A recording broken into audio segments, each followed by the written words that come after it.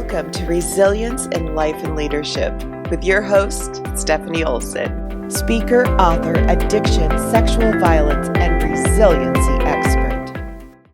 Hello, and welcome to Resilience in Life and Leadership. This is a little bit of a different podcast today. This is the second Boundaries Elevate conversation that Sabrina Kuhn and I did for Elevate.ac. And so I would love for you to take a listen. Now, this was a webinar, so you will see us talking to some other people or hear us talking to some other people, depending on where or how you're listening, and just enjoy.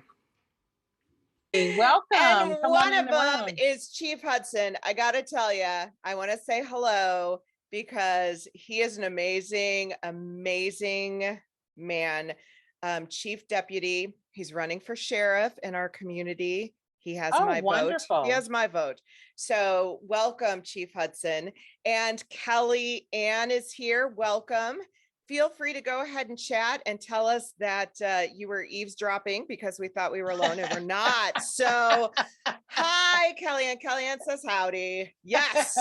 All right. Thank you for joining us. We know Kellyanne was with us for part one. So yes. Well, and we're just going to wait a little bit because we are early and we have some time. So we're thank you for getting it, Kellyanne. Yeah.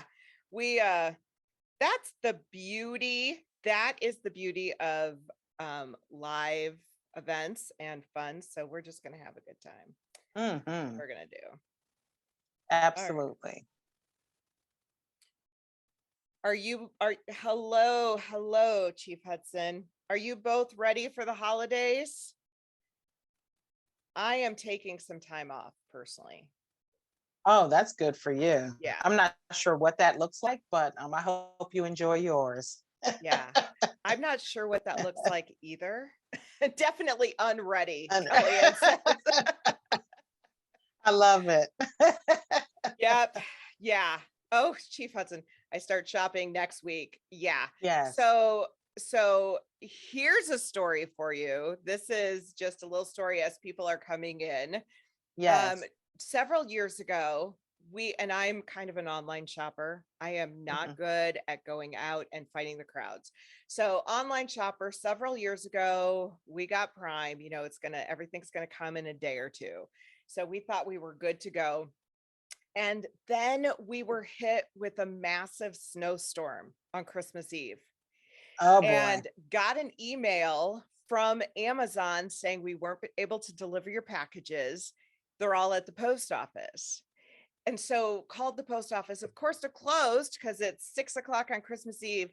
Got a hold of the postmaster who let us come in and get all of our presents. Yeah. Wow. We would have had nothing for Christmas. And of course, at this time, our kids were pretty young. So that would have been devastating. So yes. Yeah. I'm just proud to hear that you know who your postmaster is. I don't. Oh. He just answered the phone and he was just nice. He was just an amazing. So we actually wound up taking him cookies or chocolates and a thank you and just thank you so much. But yeah, I mean, it was just a fluke or someone was looking out for us. Yeah, having a good postmaster is essential. Yeah. I would agree. I would agree. Yes. Welcome, Monique. I see that she's joined us. So glad to have you on board. This is part 2 of our Boundaries for All presentation. We did our first one probably a month ago. Yeah, I think so. And last month we talked quite a bit about more on the end of personal trauma, or not personal trauma, but personal boundaries and things like that. We're going to dive a little bit more into work boundaries and some of the things that the holidays might do. Oh yeah. To influence our reactions to others during the holiday season. Oh yeah. So it's going to get real, folks. So. Yes, it is. Yes. But I think it's important to also mention that I think what'll be nice about today's session is that we really want to hear from you, sort of examples, so that we can help provide some strategies for you to be able to work out maybe some of those kinks that may be happening in your workplaces. So we're really going to lean into our participants today. Yeah. So I would ask you, while we have a few minutes, if you want to grab some water or coffee or anything of Cookies, such as that. Yes. cheesecake. Let's not suggest anything else. Oh, okay. Stephanie, I have Okay. not had lunch yet. Okay. So.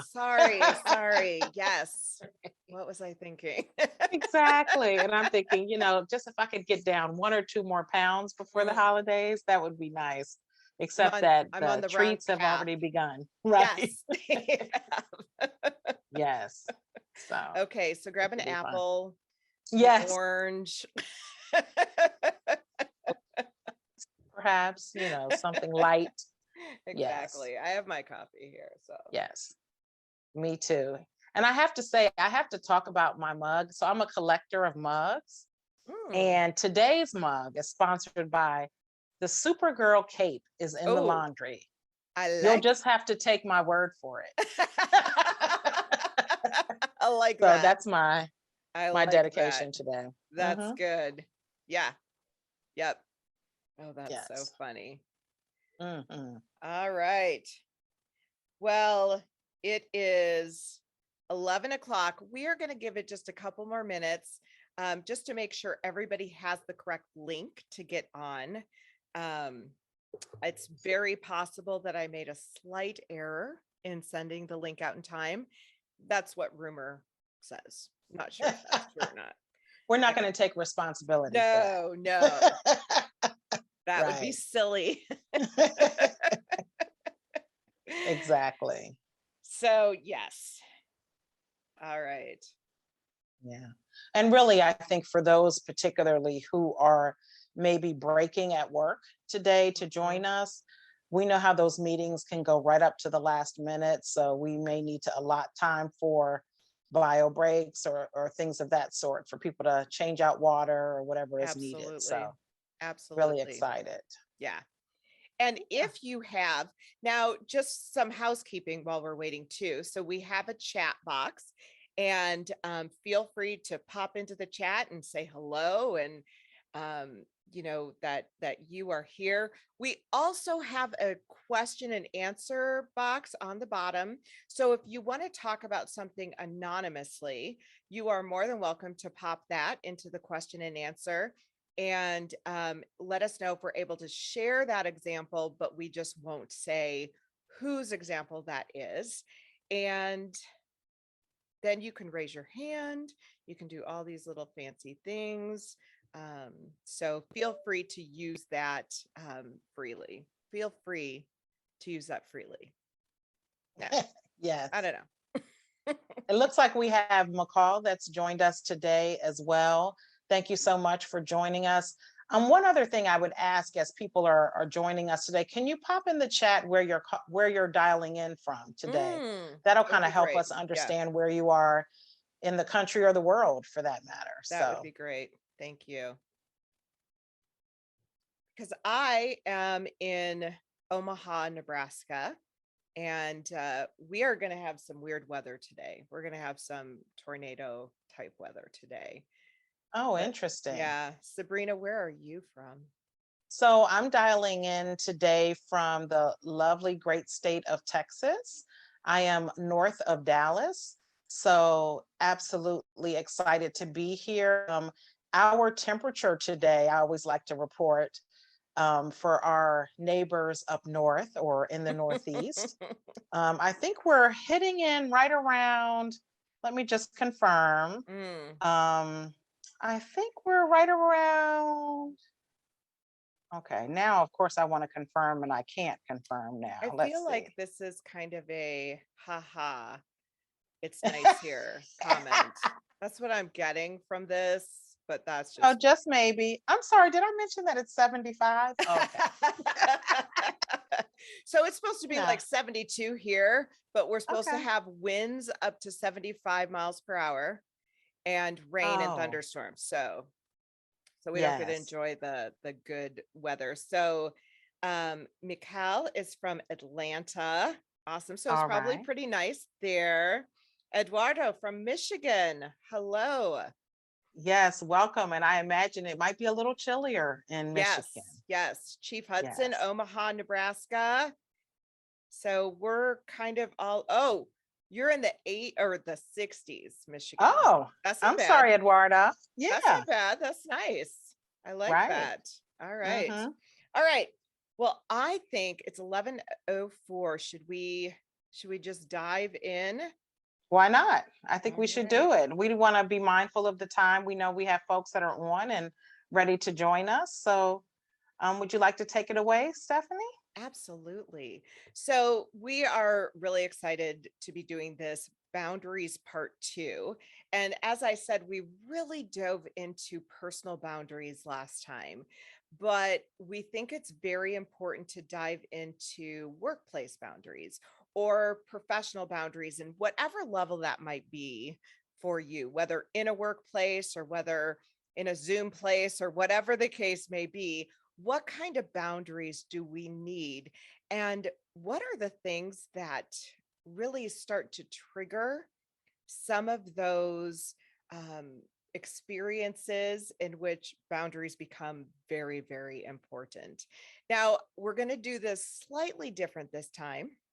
And so I see Carrie Stouffer here. Hello, Carrie. Good to see you. And Julie, I just am interrupting myself to say hi to people coming on. And Teresa, welcome. So Welcome. we are going to ask you to share kind of like a live coaching session is what we're going to do after we kind of share some thoughts. But are there any things that you're dealing with? And again, if you want that to be anonymous, please put those in the Q&A. We definitely don't need everybody to know what we're doing, but we've kind of tried to create a very anonymous, safe place here. So Yes. yeah. So Sabrina, share a little bit about, I think you have a workplace story that kind of guides us into that.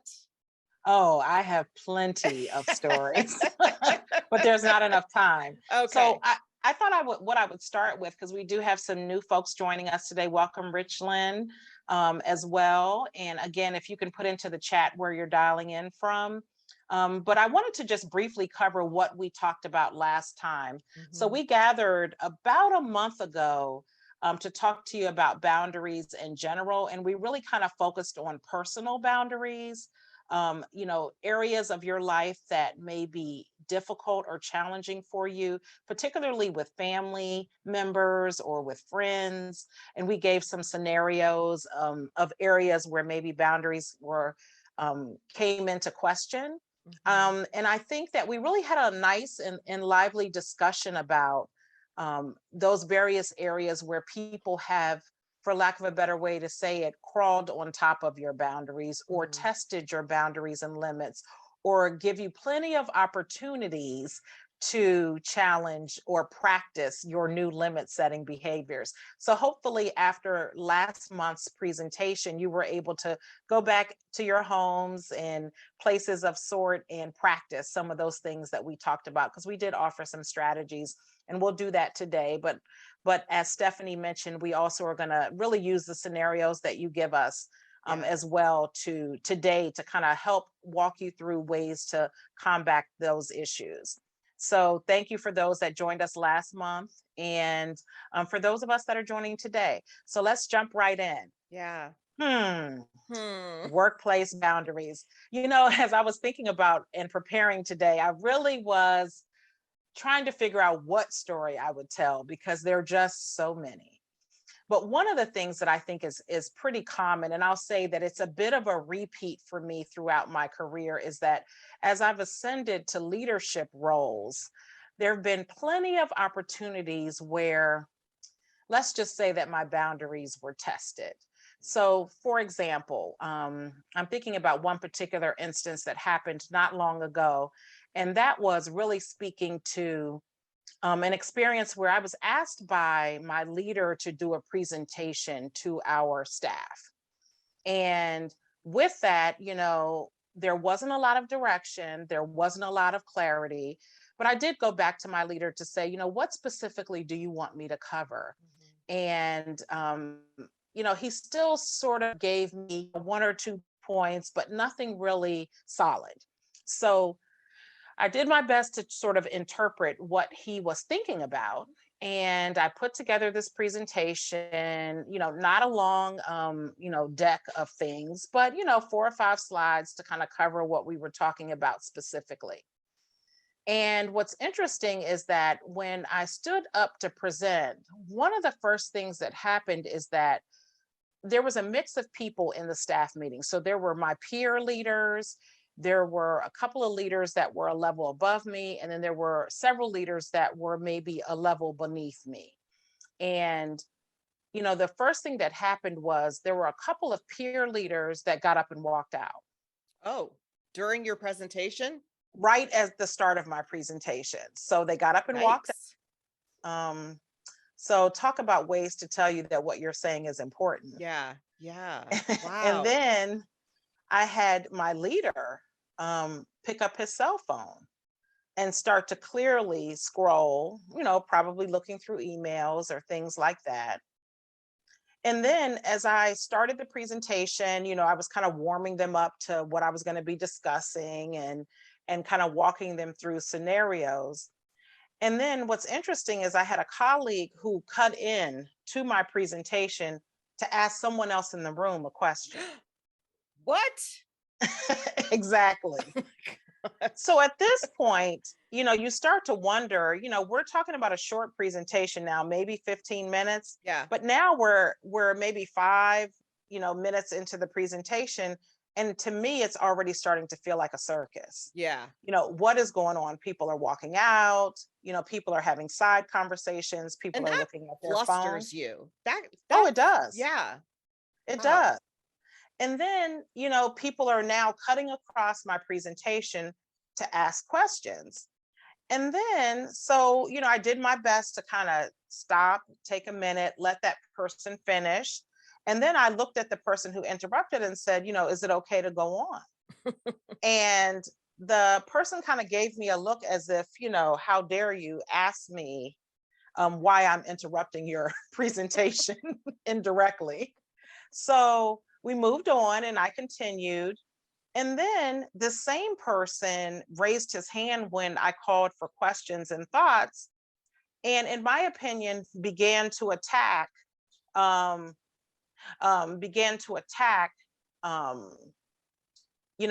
presentation in a way that really was not really helpful. Yeah. And then pulled out a previous presentation that I had done and then began to take credit for that. Okay, so at this point, I would be like, okay, where's the cameras? Am I getting punked here? What's going on? Exactly. So what I noticed about this individual is that this was an attention-seeking person. Yeah. So it didn't matter who was talking outside of the boss, quote unquote. This person needed to somehow highlight the efforts that they were making in the organization. Well, I'll tell you that, by the end of the presentation, I was pretty upset. And like you mentioned earlier, I was flustered, I was frustrated, and really in some ways disrespected. Yeah, right. So at this point, I had to ask myself, what do I do next? Right. In preparation for the next meeting. And my first thought was, you know what? I don't have to take this. Yeah. And this is ridiculous. And I'm just going to walk out. Well, that was a temporary thought, especially after I thought about the bills that I had to pay. Yeah. So yeah. That lasted about 3 seconds. And then from there, I really did sit down and think, okay, what is upsetting you the most about what happens, Sabrina? So I did kind of sit myself down, breathe, and ask me that. And, I think there was like about 2 points that was really upsetting. One was the taking the credit for my work. And the other one was really my leader's distraction, because in my opinion, it sent a message to the rest of the organization that what I was saying wasn't important. Right. If even my leader could not pay attention. Right. But I think, in the culture, in the world in which we live and work, many of those behaviors have become socially acceptable, and people are not necessarily addressed when this happens. And really, it's almost kind of expected. Like, I'm not talking, so therefore I don't have to pay attention. Well, I'll tell you, I was raised a little old school, for lack of a better way to say it. And typically, if someone is going to stand up and present to you, you should, in fact, give them your full attention. Yeah, absolutely.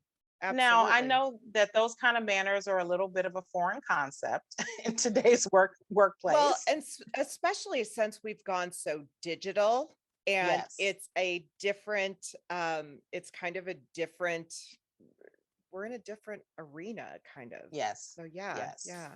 So I think and I'm glad you mentioned the digital space, because I think you can probably tell from the story that what I'm referencing was a in-person meeting. So you Right, know it had to be absolutely. pre-pandemic. Right, right. But what I'll tell you is that I ended up having a discussion with my leader later.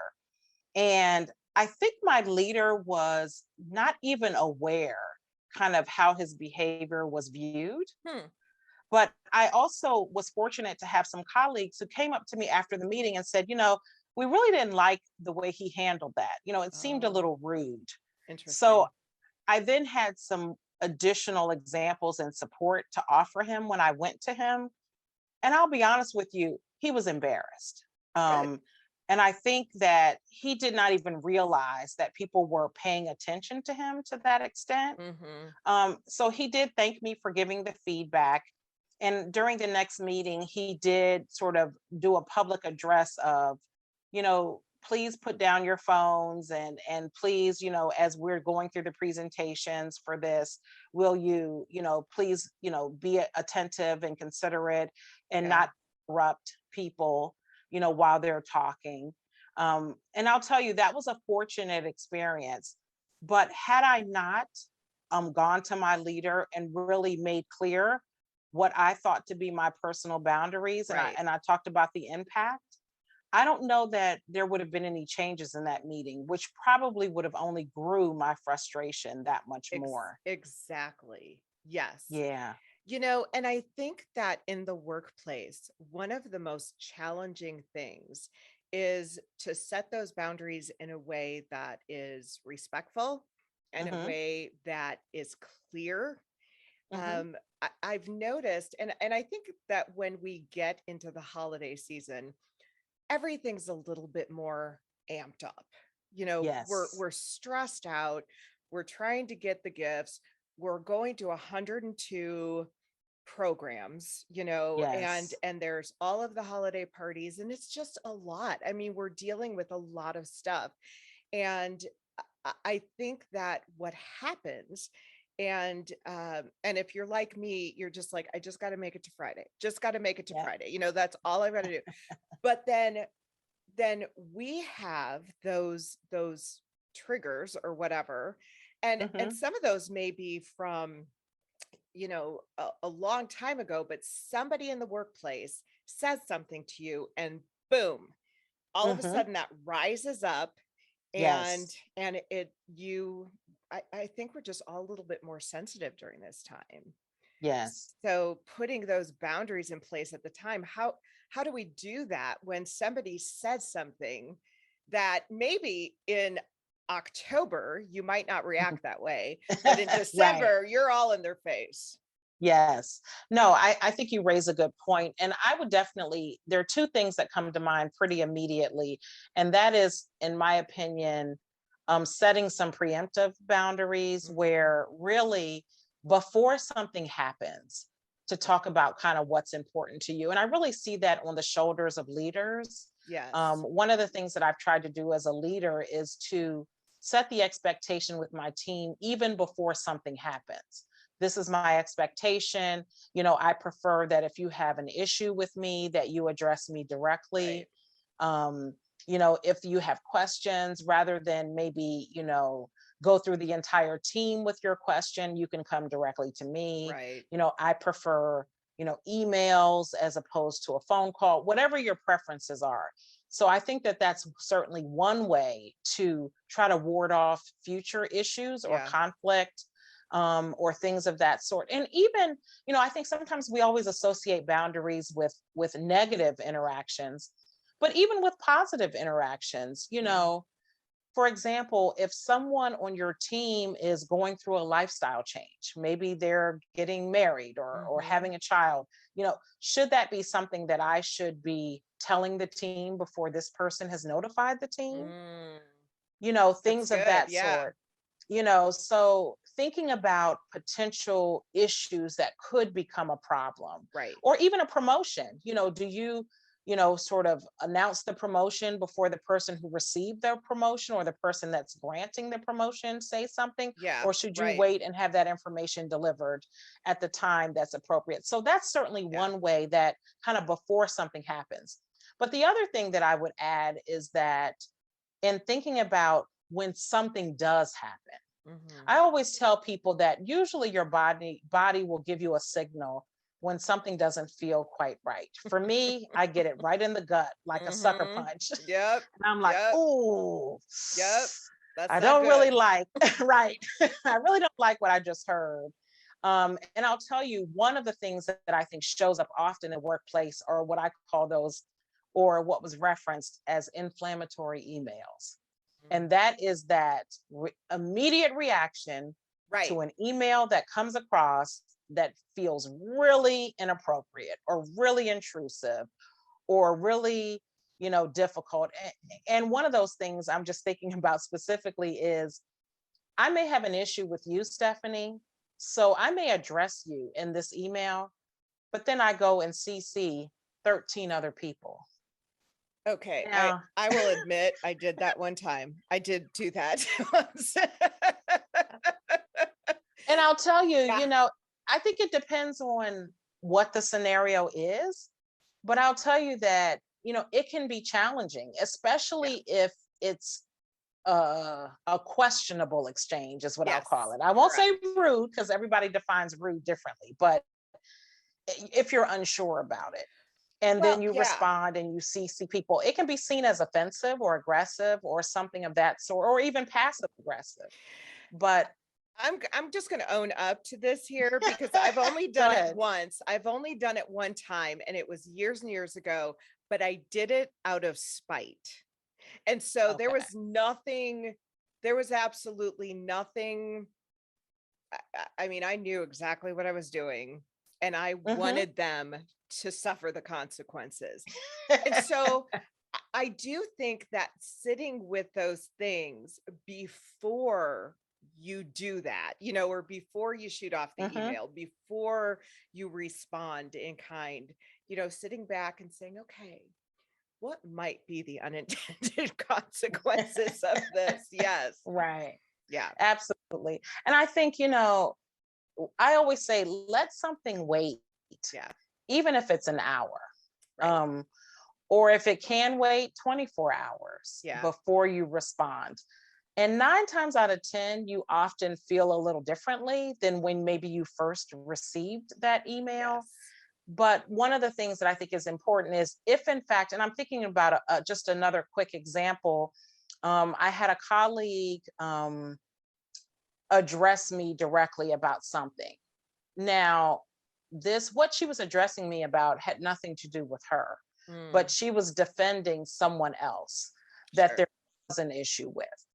And she took and CC'd, I am not kidding, probably 15 or 20 people. Oh, wow. And she was my subordinate. And she addressed me, in my opinion, pretty harshly. Wow. And I'll tell you, if you could ever see the cartoons where the steam comes out of the ears, that was me that day. And if I could have jumped through the computer screen, I probably would have. I just was seething with frustration when I saw it. And so I granted myself an hour, and it seemed like as each minute ticked away, I was even more upset. Yeah. But I did not respond to the email, but I did pick up the phone and I called her. Good for and you. I said to her, while I can appreciate your attempt to defend this other person, I said, you may or may not be aware that we have a very good working relationship. And if he had an issue with what I did, he would have called me. Right. I said, and I would appreciate in the future, if you have an issue or a question about something that I'm doing, that you call me and we take it off of email. Yeah, absolutely. It's so hard because we tend to react so quickly, and obviously we react internally, but it's making sure that we're not reacting externally immediately. And having one of the things that I have found to be extremely beneficial in the way I respond to things is having people outside of the workplace. So you might have your key people in the workplace in which you're able to confide in or, run things by, but always have those people who are completely objective outside of the workplace that you can take things to and say, okay, here's what happened. What do you think? And they can, if they're a good person to get wise counsel from, they can tell you, yeah, I might not have done that, and be honest with you about how to react. So I would love to open it up to anybody who has their own stories or thinks, okay, I'm going through this right now. What should I do? We would love to hear from you, and whether you put that in the chat or the question and answer. I think that it would be a great time to run through some of those things. And while we're waiting for that, I think sometimes too, it is important. This is a conversation we've had lately. You got to read the room. Yes. Read the room. You've got 2 ears and 1 mouth. Use them accordingly. Yes. And read the room. And so if someone is reacting in a way that you did not anticipate, then step back and say, okay, did I do something? What's going on? Because again, we tend to be more sensitive. We're triggered by things sometimes right now during this busy season that we might not typically be triggered by. And so what does that look like? Yeah. No, I think that is really, really important to say. And I think, with the host of personalities that are in the workplace, there's just so many opportunities for clashes, for lack of a better way to say it, based on all sorts of things. And I think the virtual element has provided another layer or level to it as well. Because just like I mentioned in my example, people getting up from the table, I may be in a meeting with you on Zoom, Stephanie, and then suddenly I look up and you're out of your chair and you're gone. Right. And it could be something as simply as you went to close your door or something. Exactly. But because your screen only, covers a piece of your world, I don't know that. And maybe you didn't want to interrupt me, and maybe you had, earbuds in your ear so you could still hear me and participate in the conversation, but visually you disappear. Right. So yeah, we don't know what's going on. Was it you who told me the story of somebody falling asleep on Zoom? Oh, yes. Yes, absolutely. So that's something else that has occurred, where you see people, fall asleep, in the middle of a meeting of some sort. I mean, that I've seen that happen in person and on Zoom. Yeah. Where people have fallen asleep. And it's like, well, how do you address this person after you observe something like that? So I think it definitely can be challenging. I think you have to really think about what's important to you. Right. And determine, some things are, and it's funny, my mother used to say, some things are better left unsaid. Yeah. So yes, they are. You can't necessarily say everything that you want to, nor should you. Or exactly, or should you. The other piece, I think, is that, if it is something that's important and may be at risk for compromising the working relationship, then that to me is where you probably need to think about setting a clearer boundary for that person. Yeah. And I think sometimes what happens with us in this culture, in this day and age, is that we underestimate the fact that we're all raised differently. And so what may be a boundary for you may absolutely not be a boundary for someone else. Correct. Yeah. And And then the judgment that goes with that, I think as Right. well can That's be right. challenging. Yeah. Go ahead. No, I was just going to say, I mean, I just thought of an example of what used to happen in an office that I worked at recently is, you know, I may be in communication with someone and we're talking about, you know, we may be in and I'm saying heated discussion, not heated with anger, but heated with, we're really problem solving, we're really strategizing. And, you know, you get into a good flow of brainstorming with someone. And I was standing outside of their desk and we're like, yeah, and we can do this and we can do that. And then suddenly someone just literally cuts across the conversation and changes the subject to something else. And you're thinking, Right. wasn't I talking? Right. Oh. Eduardo is being what we call messy. I'm kidding. I like it. So I love it. Eduardo says, thoughts on what happened with Better.com with the firing of 900 employees. So I would actually love to hear your thoughts about it too, because I am a bit at a loss with the entire context of the situation. First of all, I can't imagine having 900 employees I need to fire. That's terrifying, right? Can't imagine having 900 employees, but that I need to fire is even worse. So now I heard, and correct me if I'm wrong, anybody, but I heard that these people were just stealing time. So they were not, is that correct? Yeah, that's what I heard. Yes. Okay. That's a lot of people stealing time. Yeah. Okay. So here's my question. If you've got people all over the country or globally of staff, how do you do it? Do you do it individually? I mean, because you can't personally, obviously.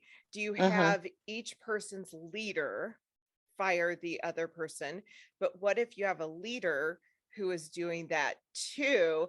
And now I'm not justifying getting on a Zoom call and telling people in 3 minutes they're fired. But in our day and age today, with that many employees, what do you do? I mean, I don't know. I think you raise a really good point. And what's funny is I've been having a lot of conversations about the front end of hires. So, you know, if you follow some of the major personalities on LinkedIn, there's a lot of discussion now about the really long process it takes to hire, because people really want a good fit. Right. But, you know, the days of 2 or 3 interviews are pretty much gone. And people are having 5, 6, 7, 8, 9, 10 interviews, plus a presentation, plus a dinner, you know, plus, you know, whatever else that may be required. Yeah. And I think about, you know, you will lead people on for any upwards of 3 to 4 months before you make a decision to hire. But yet throwing them on a Zoom call in 3 minutes and firing people and really changing their life. Yeah. Just a little. You know, but I think you raise a good point from a logistics perspective. You know, how do you shed 900 people? But I think companies and particularly larger workforce corporations have been doing this for a long time. And, you know, the age old pink slip that people used to get. You know, I think, I'm not saying that was the best way either, because whenever you're having to terminate someone, even for cause, I think if you feel good about it, then there's probably something within you that maybe you need to address. Because even with that, most people do feel a little, because you're compromising somebody's ability to live, obviously, if you're terminating them. Now, I understand if someone is in total violation of company policy, obviously stealing time is one way to do that. However, everybody on Zoom at one time, first of all, where's the confidentiality? Yeah, there is none in that. None. And then it feels like a bit of a setup for a lawsuit. And my assumption is that, you know, maybe they thought this through before they did it. I highly doubt it, since this information went viral so quickly. But I'll tell you that it definitely feels pretty impersonal. Yeah. And then also too, I think it negates the fact that individuals have individual reasons for doing things. Correct. Again, not to justify stealing time, but there may be a reason that that's happening. Well, here's what I would say too, that we have to recognize that a culture or a DNA of an organization is built typically top down. So leadership is really the driving force to what your employees are doing, to how people are experiencing their work life. Are they having a good work life balance, work home balance? All of those things are really driven by leadership. And so as a leader, if I need to fire 900 people, I need to look in the mirror. Yes. What did I do wrong there? Yeah. Yeah. And what does that say about you? And you mentioned culture, and I think that's important to say. What is it about the culture of your organization that people are comfortable to do that? Yeah. And able to do that. Right. As well. Right. Because to me, it also speaks to, the lack of oversight of your employees. Yeah. That many people have been able to do it and Correct. get away with it. So where's your managerial oversight? And maybe, there wasn't any, or maybe there, who knows what was going on. And while I can easily sit outside of this, situation and give my perspective on maybe what I would have done, we're not in the shoes of this individual, but I'll tell you that I can't imagine that person went home and slept well that night. No, I cannot. That. Did anyone record it? Is it, what is it out there? Oh, that's a good question. I haven't seen. Yeah, I don't know if it's being shown anywhere. I would love to, because I can only imagine. Yeah, the firing, Eduardo. Oh, it is? Okay. See, look at me. I'm all like, wow. Can you put the link in the chat? Oh, thank you. Eduardo's putting the link, because I can only imagine. I've always wanted to start a meeting with, I guess you're all wondering why I've called this meeting. Right. And then what do you say? I mean, what a crazy, it's sad. It's very sad. It is. But it does, the comment on our digital world, and what happens and how it changes the dynamic of work, the dynamic of relationships. It's just very different. Thank you, Eduardo, for putting that. Yes. And I'm just kind of curious, as after people heard about this, how many people got nervous at their next unexpected Zoom invite? actually have a story. So right after this happened, a friend of mine got an email legitimately saying, I need you all on a Zoom in a couple of minutes. And he was terrified. He didn't get fired, but it was, right. Timing was painful. Yeah. I can only imagine. I mean, the stress, because I can remember working for organizations where at 3:00 every day, if an email came out, people started to sweat. Oh, wow. Because 3:00 was the firing hour. Yeah. And typically we had watched, I mean, not tons of employees, but a few employees kind of get that email at 3:00, please come to, the HR office at 3:00. Yeah, that's not good. No. So, and then to see the follow-up where suddenly you see HR back at that person's desk packing up their things. I mean, you sort of know what happened. Yeah. But I do think that there is a bit of a precedence that gets set in work culture around how you handle things like that. And right. I think one of the failures in companies is around communication, because people typically just disappear. And for many companies, there's no communication on, what happened to this person. Right. And there's that fine line between confidentiality.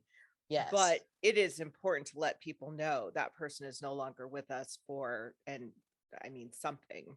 Got to say something. Yeah.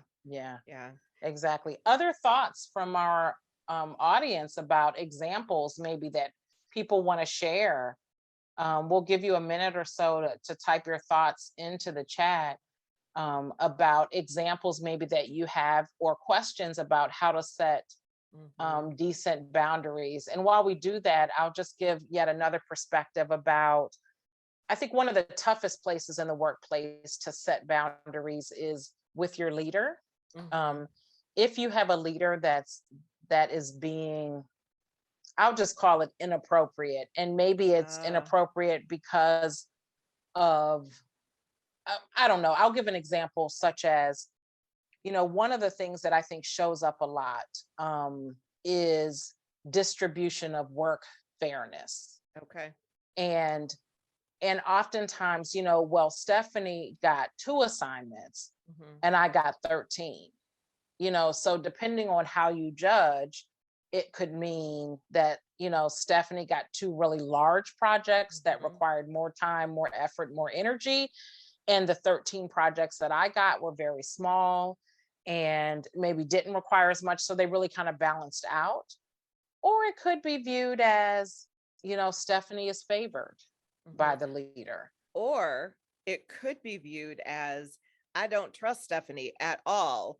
And Sabrina's my shining star. Right. So that is where communication comes in so heavily, because someone like me, I overanalyze everything. And I never overanalyze it to the positive. So if that situation happened to us, I would think, okay, they don't trust me with more assignments. Yeah. Sabrina's got 13. So they obviously trust her and like her. Whereas you're saying, wow, Stephanie's favorite, so that communication is key. Absolutely key. Wow. That's good. Yeah. And I think it's also important to think about having those discussions with your leader around what's important, especially if someone needs to give you critical feedback. I think that that's been a bit of a lost art sometimes in between leaders and their subordinates, is that, there's not always clear communication when there is feedback. And some people wait until the annual review to provide that feedback, which really is kind of too late. Yeah. You should never be surprised at an annual review. Yeah, right. Exactly. The examples that you're given during your annual review should not have come from 9 months ago, usually. Right. And if they did, you should already have discussed that's not news to you. I think too, it's being self-aware of, sometimes we think, okay, I got critiqued on this, that's not fair. I got critiqued on this, that's not fair. But instead of just, assuming that they're wrong, really taking it in and being self-aware, being coachable, being teachable, and saying, okay, where might I have done better? That's hard to do. That's hard to do.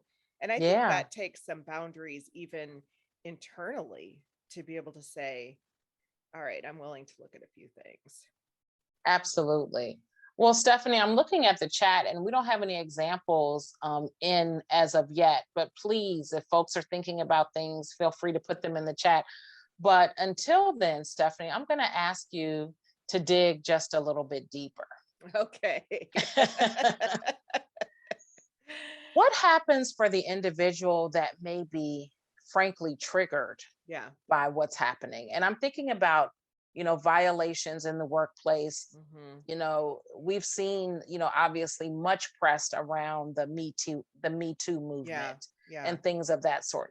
I mean, thousands of examples of violation of people's personal boundaries happening in the workplace, oftentimes. What do you suggest for people that may be experiencing those kind of cases, or it may not be quite there yet, but the innuendo is there? I think those are really difficult because you might take a look at yourself and say, what did I do wrong? And sometimes when someone is inappropriate with you, that's on them. That is always on them. That there's no excuse for that. So what do you do? Now, hopefully, your workplace has an open door policy where you can go to the person who is your supervisor or their supervisor or whoever it is. But I think sometimes you have to get past that feeling of this is my fault, and be willing to step back. I think it takes a ton of courage to be willing to go to somebody in the workplace and say, this is happening and I need it to stop.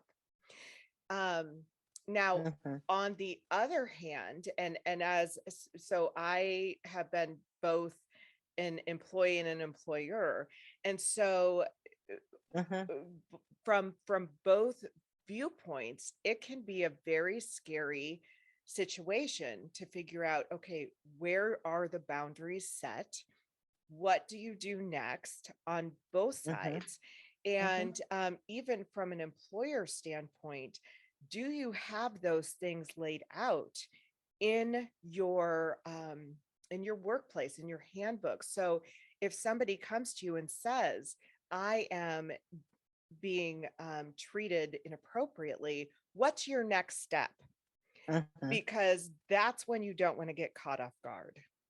Yes. Because that person deserves a safe person to come to. And I think that is the key on both sides. You need to be able to say, I can't tolerate this. This is not okay for me. And sometimes it's not a comfortable place to go to your supervisor, to go to your and so going to someone, whether that may be, Department of Labor, I don't know, but making sure that there's somebody that you have so that you are not put in that situation every day. No, absolutely. And, in listening to that, I just thought of another example that I'll just pitch to the group and be curious kind of what people's feedback is specifically. So I had a little bit of a convoluted situation to occur for me in the workplace at one point. And I had hired a new employee, and this woman, probably 3 days into the I can't talk. 3 days into the job, she clearly was in over her head. Yeah. And I knew that she was going to be a poor fit for the organization, and she did not have the skill set that I thought she had upon offering the position. So pretty frustrating, pretty disappointing, obviously, for me as her new leader. So fast forward, there a couple of months passes and she's still within her probationary period. And unfortunately, she did not get any better, even with coaching and training and some one-on-one, supervision with her. She did not get any better. In fact, her performance plummeted even more. Right. And so anyway, at this point now, I'm faced with I'm going to have to probably manage this person out of the organization. So, really frustrating, very upsetting. The process was pretty convoluted where I worked. And she ended up, because people typically in that situation, again, like you mentioned before, know that it's coming, especially if you've been having this ongoing dialogue with them. So she knew that she was being monitored, for lack of a better way to say it.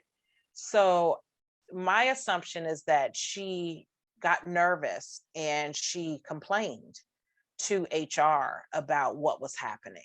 And she said, she mentioned that she felt attacked and that she was not getting the guidance that she thought.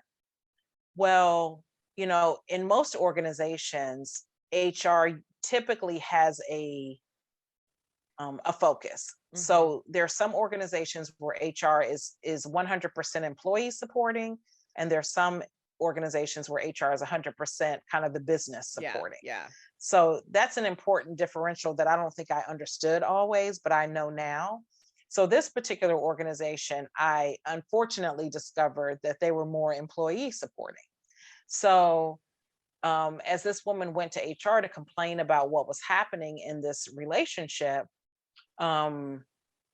this is where the boundary got a little questionable. So technically, by the policy of the organization, when she registered the complaint, she would be given a choice of, is this a confidential complaint or is this, a complaint that's open?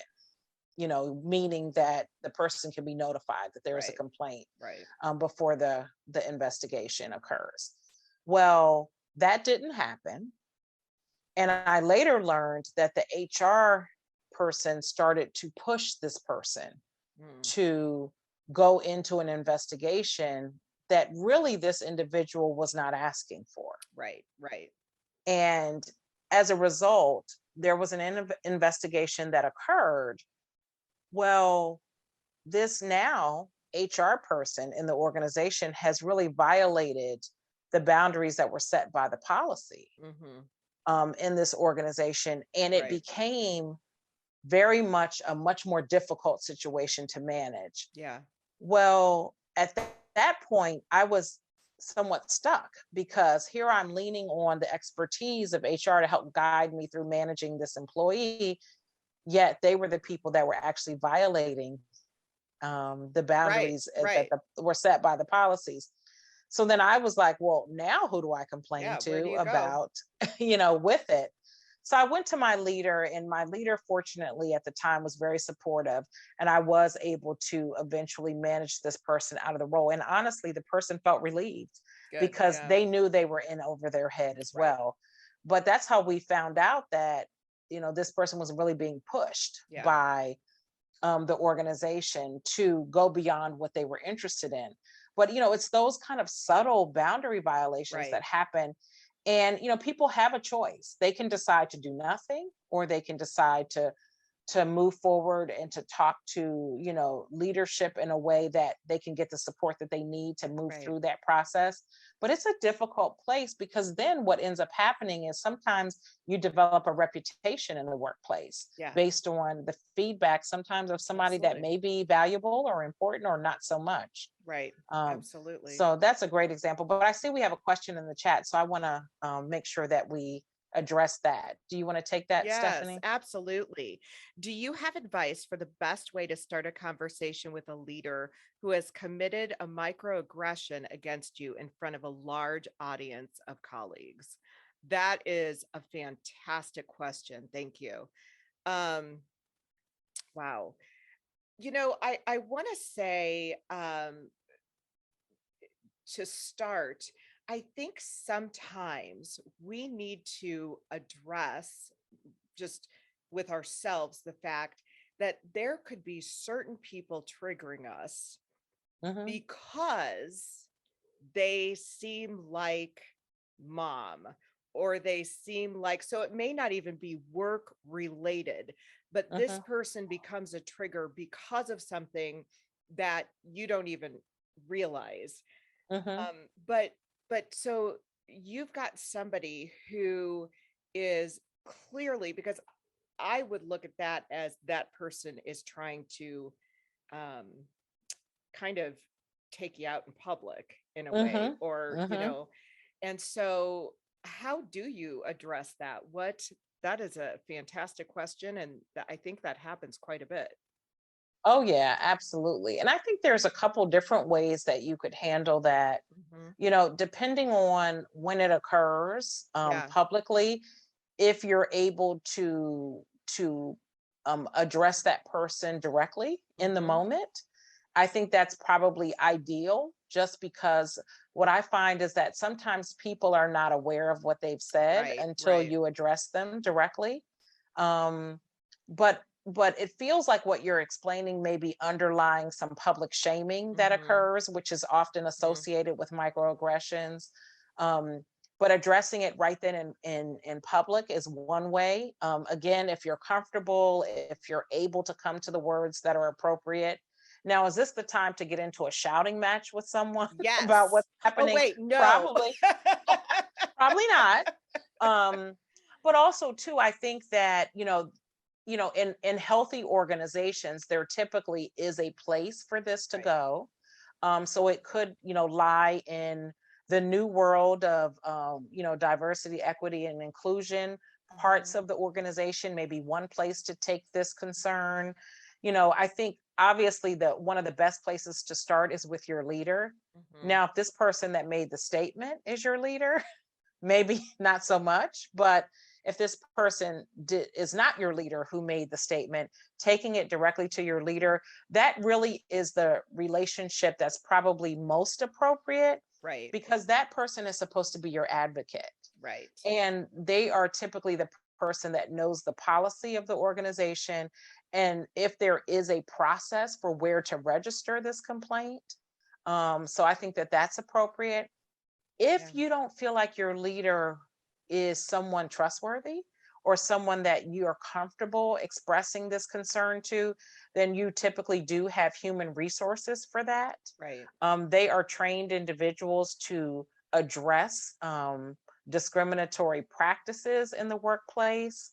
Everybody typically has to take, that annual training, or at least upon new hire, on how to address those kind of behaviors that happen in the workplace. But I think you said something valuable in that microaggressions are just that. Sometimes they're micro. So everybody may not necessarily see or evaluate through the lens that you have what happened as an aggressive attempt to you. So, one of the things I think it's important is documentation as well.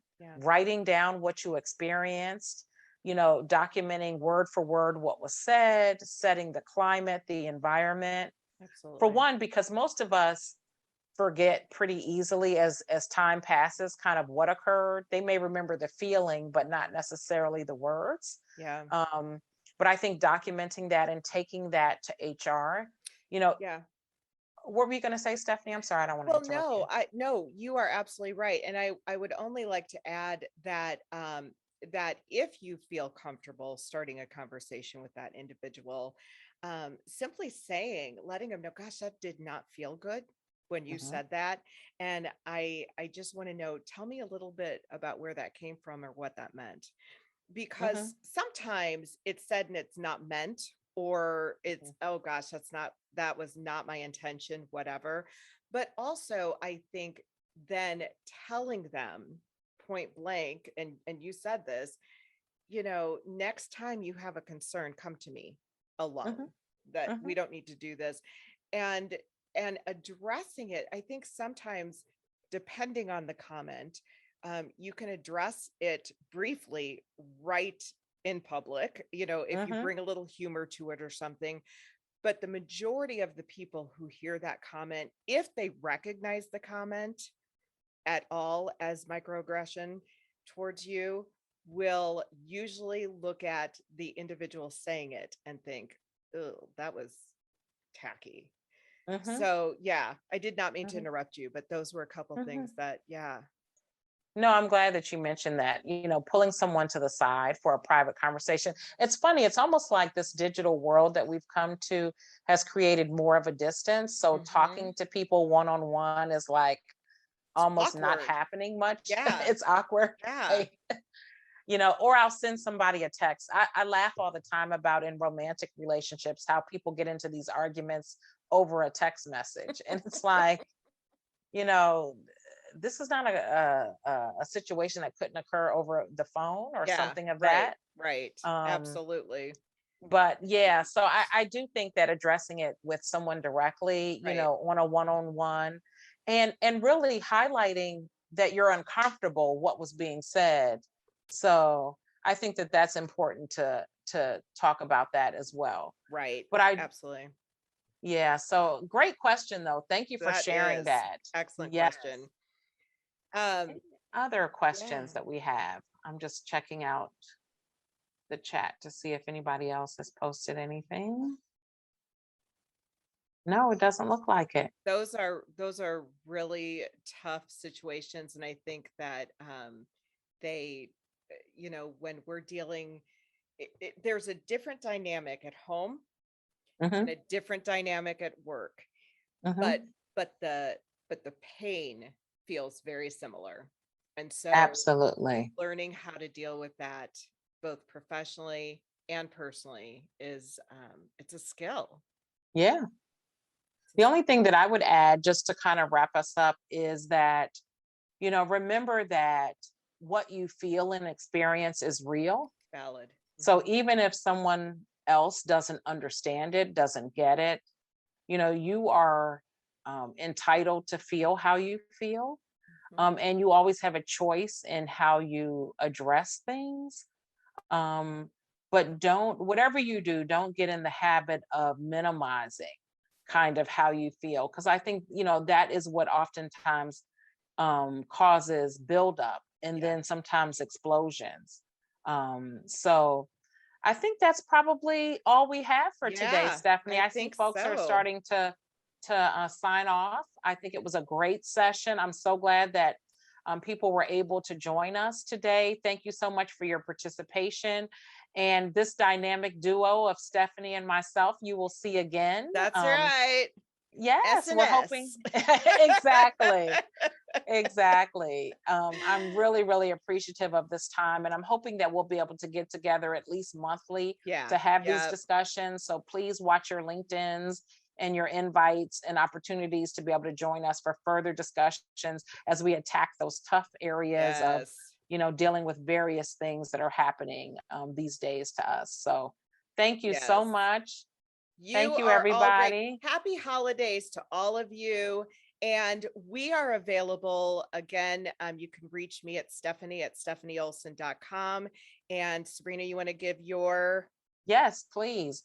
Please reach me directly at Sabrina Kuhn or sabrina.a.townsend@gmail.com. We are available for private coaching, for group coaching, for further presentations, for speaking events, and anything that you may need us for, we're there. So, and if there's anything you'd like to talk about next time, let us know, because we would love to hear from you. We would love to have the conversations that are pertinent to you. So thank you so much, everybody.